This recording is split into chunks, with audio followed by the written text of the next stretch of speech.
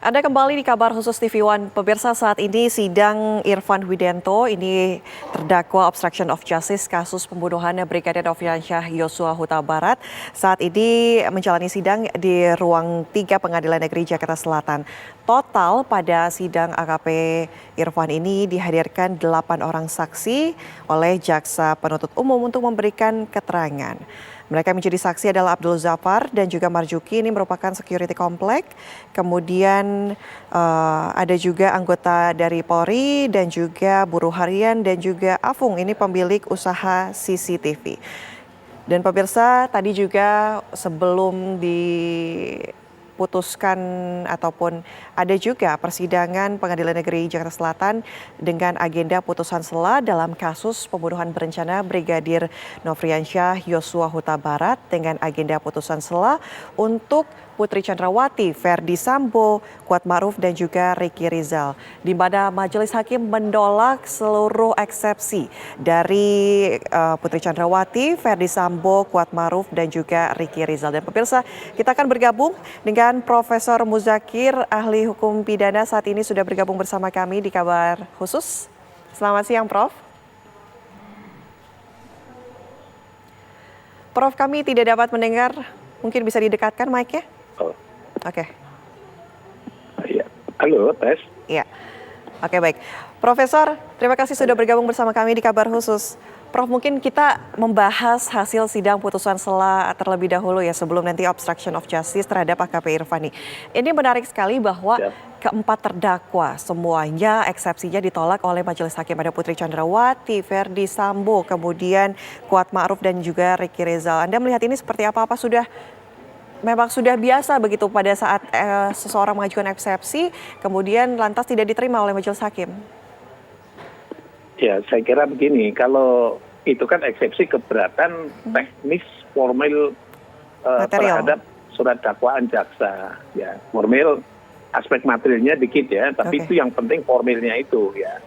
Dalam pasal 143 itu prinsipnya surat dakwaan yang dibuat oleh jaksa itu telah terpenuhi ya. Jadi kalau formilnya sudah terpenuhi itu kan membuktikannya gampang ya, misalnya identitasnya lengkap atau tidak dan seterusnya, itu kan mudah untuk bisa dipenuhi.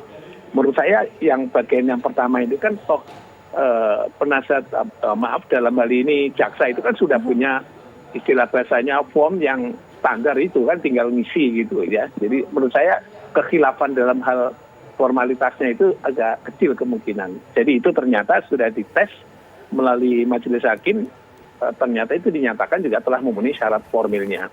Nah, terkait dengan aspek-aspek material yang dimasukkan di dalam eksepsi itu memang ada dua itu. Kadang-kadang material yang berhubungan dengan formilnya, ya. Tapi kadang-kadang material yang sudah menyangkut substansi pokok perkara, gitu. Yang itu nanti ada di dalam sidang. Gitu. Nah, itu yang kadang-kadang terjadi perselisihan antara khususnya dalam hal ini penasihat hukum dengan jaksa itu di situ. Apa sudah masuk pokok materi atau tidak? Kalau lihat dari apa yang disimpulkan itu oleh majelis hakim itu menunjukkan bahwa sebagian di antara yang disinggung materi itu sudah masuk pokok perkara, sehingga nanti bisa dilanjutkan tapi dalam sidang pemeriksaan pokok perkara. Gitu. Tapi kalau misalnya ada ya sesuatu yang sebelum masuk perkara itu bisa dipertimbangkan, itu mestinya dipertimbangkan. Saya lihat tadi adalah beberapa materi yang menurut saya perlu perhatian ya, khusus yang terkait dengan penerapan namanya adalah masalah penggabungan. Gitu. Jadi penggabungan itu prinsipnya boleh, itu memang kewenangan dari jaksa penuntut umum. Penggabungan untuk agenda pemeriksaan saksi, begitu? Bukan, penggabungan perkara lebih dahulu. Oke. Dalam dakwaan itu kan di keberatan eksepsinya kan begitu. Mestinya dijelaskan alasan apa 4 orang itu semuanya dipisah-pisah semuanya gitu.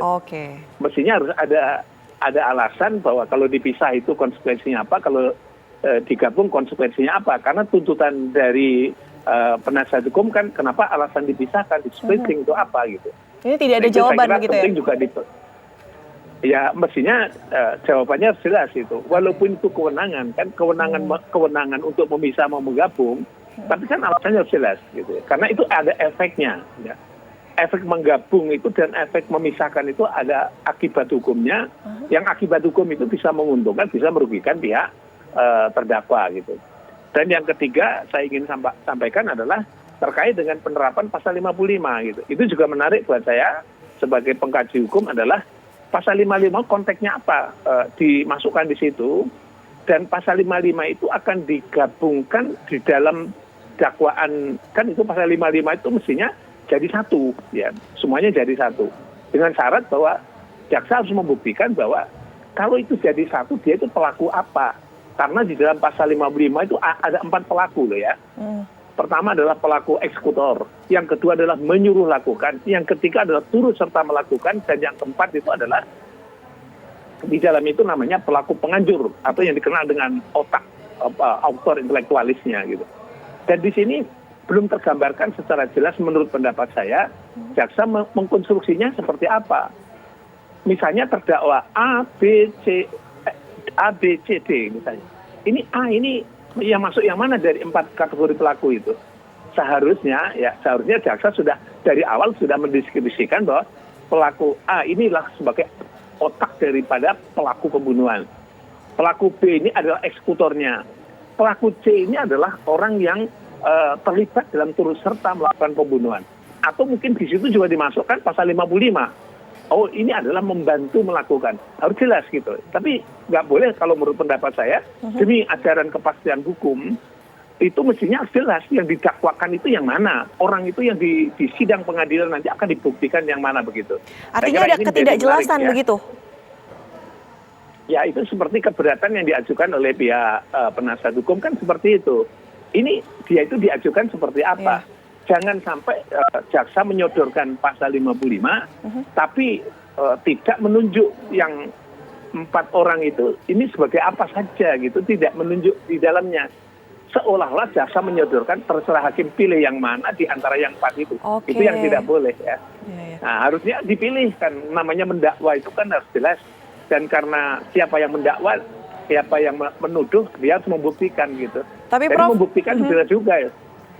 Prof, menurut Anda tapi hakim sendiri menilai ini seperti apa? Tadi Anda katakan juga ini mungkin ada setuju dengan kuasa hukum dari para terdakwa bahwa ada ketidakjelasan konstruksi bahwa siapa kepalanya, begitu siapa ekornya, mungkin seperti itu. Hakim ini menilainya seperti apa dengan menolak eksepsi keempat orang tersebut? Nah, ya tadi saya sebutkan bahwa kalau yang lain bisa diterima karena faktanya memang seperti itu. Tapi kalau khusus untuk pasal 55 penerapannya dalam perkembangan hukum ya ini karena sudah ada putusan Mahkamah Agung yang mengajarkan bahwa demi ajaran kepastian hukum maka seseorang didakwa itu harus jelas.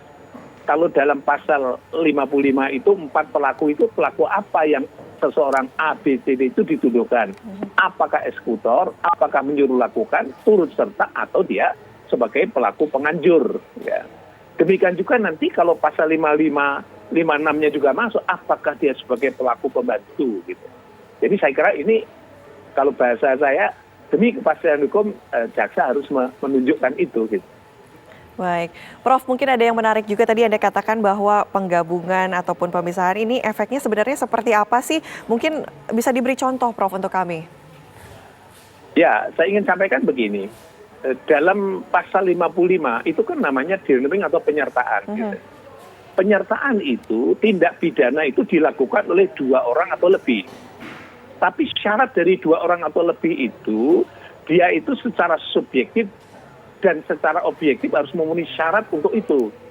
Secara subjektif itu masing-masing orang itu memiliki niat untuk berbuat jahat. Jadi tumbuhnya masing-masing itu niat untuk melakukan kejahatan dan niat itu disepakati tidak dilakukan secara bersama-sama. Atau dalam bahasa yang lain ada kesadaran untuk dilakukan secara bersama-sama. Dan yang kedua secara objektifnya ada korelasi hubungan antara kelakuan satu dengan kelakuan yang lain sehingga kalau digabung menjadi satu unsur-unsur tidak pidana itu terpenuhi. Kalau bahasa yang lain, kalau dipenggal satu-satu, unsur-unsur tidak pidana tak terpenuhi gitu. Nah itu prinsipnya di dalam pasal 55 seperti itu gitu ya. Okay. Nah kalau ini tiba-tiba kemudian itu belum disebutkan hubungan antara subjektif, syarat subjektif, syarat objektif ya. Saya kira untuk jadikan penyertaan kan agak sulit gitu. Nah itulah maka pentingnya pasal 55 itu. Kalau pasal 56 agak lebih mudah karena ada niat orang melakukan kejahatan, dia membantu sebelum terjadinya perbuatan atau pada saat perbuatan dilakukan. itu namanya pembantuan dan niatnya hanya untuk membantu. Baik, Prof, mungkin kita harus jeda dulu, nanti usai jeda kita lanjutkan perbincangan di Kabar Khusus TV One. Dan pemirsa, kami akan kembali sesaat lagi.